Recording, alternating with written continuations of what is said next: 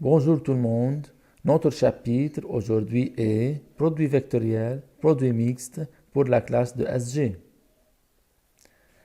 À la fin de ce chapitre, l'élève doit être capable de déterminer un déterminant d'ordre 2 et un déterminant d'ordre 3, déterminer le produit vectoriel de deux vecteurs, interpréter géométriquement le produit vectoriel, déterminer le produit mixte de trois vecteurs, interpréter géométriquement le produit mixte. Au début de ce chapitre, on commence par le déterminant d'ordre 2. C'est quoi un déterminant d'ordre 2? Un déterminant d'ordre 2 est un nombre réel noté par cette forme, deux colonnes, deux lignes formées par quatre nombres réels. Comment calculer ce déterminant? Pour calculer ce déterminant, on utilise la règle suivante. On multiplie A par D et B par C, puis on fait AD moins BC. Prenons un exemple. Pour déterminer le déterminant de ces quatre nombres réels, qu'est-ce qu'on fait? On multiplie 1 par 4 et 2 par 3, puis on fait 1 fois 4 moins 2 fois 3 égale 4 moins 6 égale 1 moins 2. Prenons un autre exemple. Le déterminant de ces quatre nombres réels, c'est 2 fois x moins y fois moins 3, c'est-à-dire 2x plus 3y.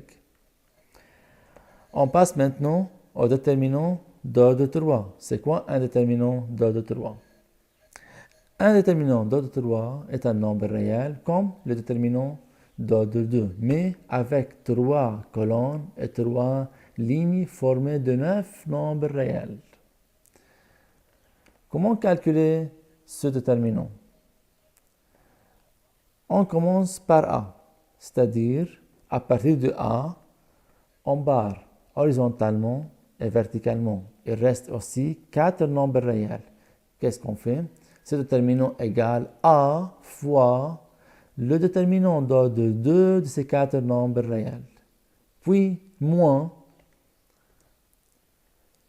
À partir de B, on barre horizontalement et verticalement et aussi il reste 4 nombres réels, c'est-à-dire moins B fois le déterminant d'ordre 2 de ces 4 nombres réels.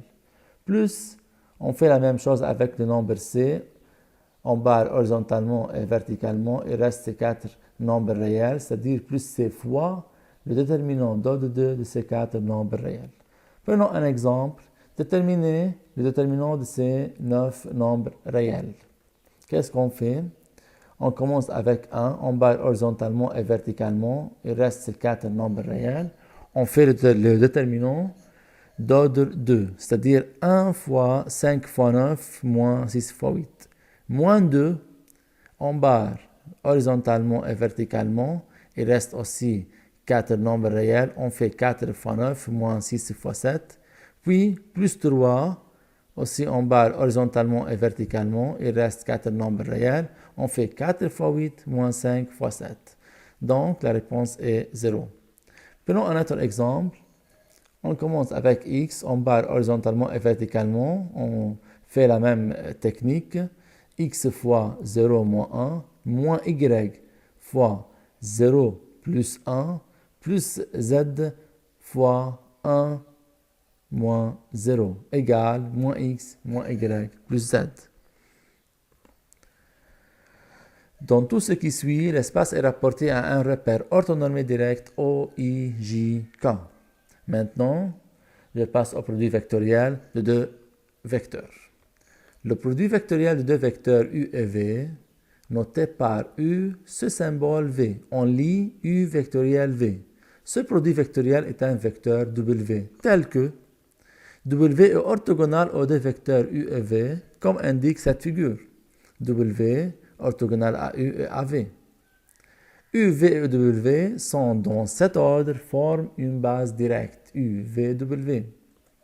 Le module de W égale le module de U vectoriel V, c'est-à-dire module de U, module de V fois sinus UV en valeur absolue.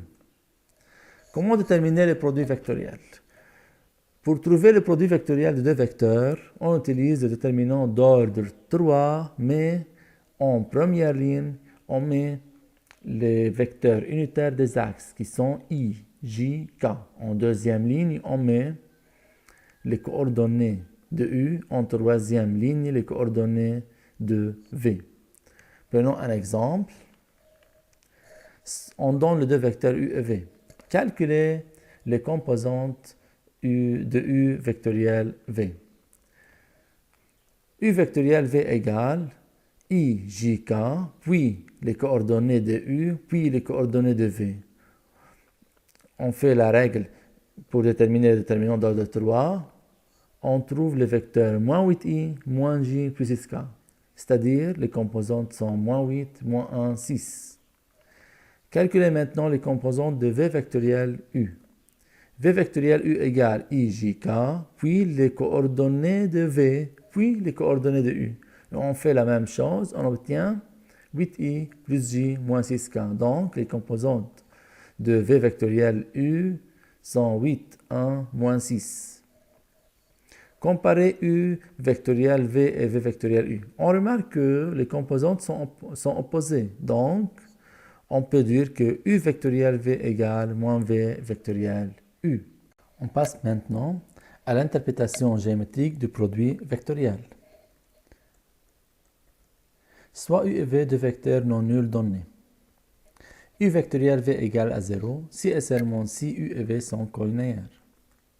Soit ABC, trois points distincts donnés. AB vectoriel AC égale à 0 si et seulement si A, B et C sont alignés. Rappelle-toi, pour trouver les coordonnées d'un vecteur formé par deux points A et B, les coordonnées sont x de B moins x de A, y de B moins y de A et z de B moins z de A. On peut calculer l'aire du parallélogramme ABCD à partir du produit vectoriel. Comment? Observez cette figure. On choisit 3 points parmi ces 4 points.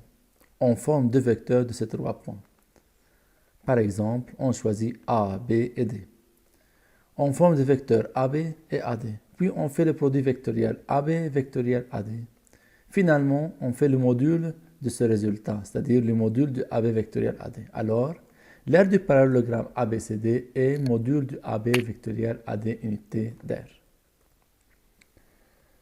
L'aire du triangle ABC, géométriquement, est la moitié de l'aire du parallélogramme ABCD. Alors, c'est le module de AB vectoriel AC sur 2 unités d'aire. Rappelle-toi, pour trouver le module d'un vecteur U, x, y, z, le module de U égale radical x au carré plus y au carré plus z au carré. On peut encore trouver l'aire du triangle ABC géométriquement, c'est hauteur fois base sur 2 unités d'aire. On donne des exemples. Soit U et V des vecteurs. Montrez que U et V sont collinéaires. On fait U vectoriel V. Si U vectoriel V égale à 0, alors ils sont collinéaires. Si différents que 0, alors ne sont pas collinéaires. Puisque le produit vectoriel U vectoriel V égale à 0, un vecteur nul, alors U et V sont collinéaires. On donne 3 points A, B et C. Est-ce que ces 3 points sont alignés? Pour connaître ça, on fait le produit vectoriel entre deux vecteurs formés à partir de ces 3 points. On cherche les coordonnées de AB et AC, puis le produit vectoriel AB vectoriel AC. AB vectoriel AC égale à un vecteur non nul, donc A, B et C ne sont pas alignés. Troisième exemple, on considère les 4 points A, B, C et D. Première question de cette partie. Montrez que le quadrilatère ABCD est un parallélogramme. On trouve les coordonnées des vecteurs AB et de DC. Puisque les coordonnées de AB et de DC sont égaux, alors AB égale DC. C'est-à-dire ABCD est un parallélogramme. Calculez l'aire du parallélogramme ABCD. L'aire du parallélogramme ABCD égale module de AB vectoriel AC. C'est-à-dire 3 sommets à partir de 4 sommets, on forme 2 vecteurs, puis le produit vectoriel, puis le module. On cherche AB vectoriel AC, on trouve I plus K. Le module de ce vecteur égale à radical 2. Donc, l'aire du parallélogramme ABCD c'est radical de unité d'air. Déduire l'aire du triangle ABC. C'est la moitié de l'aire du parallélogramme ABCD, c'est-à-dire le module de AB vectoriel AC sur 2 égale radical 2 sur 2 unités d'air. Maintenant, je passe au produit mixte de 3 vecteurs. Le produit mixte de 3 vecteurs UV et W dans cet ordre est le nombre réel U scalaire V vectoriel W. Comment calculer ce produit mixte? On utilise le déterminant d'ordre 3 en mettant en première ligne les coordonnées de U, puis les coordonnées de V, puis les coordonnées de W dans cet ordre. U, V, W, c'est-à-dire les coordonnées de U, les coordonnées de V, les coordonnées de W. Rappelle-toi, pour trouver le produit scalaire entre deux vecteurs, c'est x plus y plus z. Par exemple, on considère les trois vecteurs U, V et W. Calculer le produit mixte U, V, W, c'est-à-dire U scalaire V vectoriel W. On fait le déterminant d'ordre 3, les coordonnées de U, puis les coordonnées de V, puis les coordonnées de W. On trouve le nombre 3. Donc, le produit mixte est égal à 3. On considère les points A, B, C et D. Calculer déterminant AB, AC, AD. Le déterminant de trois vecteurs UV et W dans cet ordre est noté par déterminant UV-W, c'est-à-dire déterminant AB, AC, AD, c'est le produit mixte entre ces trois vecteurs, c'est-à-dire AB scalaire, AC vectoriel, AD. Premièrement, on trouve les coordonnées de ces trois vecteurs, AB, AC, AD, puis on fait le produit mixte, on obtient le nombre 0. On passe maintenant à l'interprétation géométrique du produit mixte. Soit UV et W, trois vecteurs non nuls donnés. U scalaire V vectoriel W égale à 0 si et seulement si UV et W sont coplanaires. C'est-à-dire, si le produit mixte entre trois vecteurs est nul, alors ces trois vecteurs sont coplanaires. Soit AB, C et D, quatre points distincts donnés. AB scalaire AC vecteur AD est nul si et seulement si ces quatre points sont coplanaires. Donc si le produit mixte de trois vecteurs formés à partir des quatre points est nul, alors ces quatre points sont coplanaires et vice-versa. Le volume du parallélépipède ABCDEFGH est la valeur absolue du déterminant AB, AD, AE, où AB, AD, AE sont trois vecteurs formés de trois arêtes non coplanaires. Donc, le volume du parallélépipède est la valeur absolue du produit mixte de trois vecteurs non coplanaires, unité de volume. Le volume du tétraèdre ABCD est 1 sur 6 le volume du parallélépipède, c'est-à-dire 1 sur 6 déterminant AB, AC, AD, unité de volume. Rappelle-toi, on peut calculer le volume du tétraèdre ABCD géométriquement, c'est-à-dire 1 tiers fois l'aire de la base fois hauteur, unité de volume. On donne des exemples. On considère les points A, B et C. Montrer que les quatre points O, A, B et C ne sont pas dans le même plan, c'est-à-dire ne sont pas coplanaires. Il faut chercher trois vecteurs formés par ces quatre points, par exemple OA, OB, OC. Puis, on cherche le produit mixte, c'est-à-dire OA scalaire, OB vectoriel, OC. Puisque ce produit mixte égale à moins 1 différent que 0, alors ces quatre points OA, B et C ne sont pas coplanaires. Calculer le volume du parallélépipède avec les arêtes OA, OB, OC. Tout simplement, on applique la formule, c'est-à-dire la valeur absolue du produit mixte OA, OB, OC, c'est-à-dire OA scalaire, OB vectoriel, OC.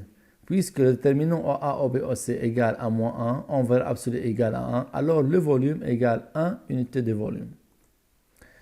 Déduire le volume du trièdre OABC, tout simplement, c'est 1 sur 6 le volume du parallélépipède, c'est-à-dire 1 sur 6 déterminant OA, OB, OC égale 1 sur 6 unités de volume.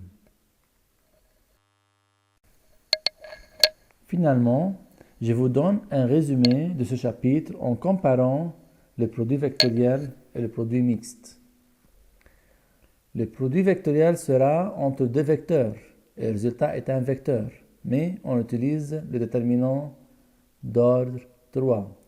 Le produit mixte sera entre trois vecteurs et le résultat est un nombre réel. C'est le déterminant d'ordre 3. On utilise le produit vectoriel pour savoir si deux vecteurs sont collinaires ou non. On utilise le produit mixte pour savoir si trois vecteurs sont coplanaires ou non.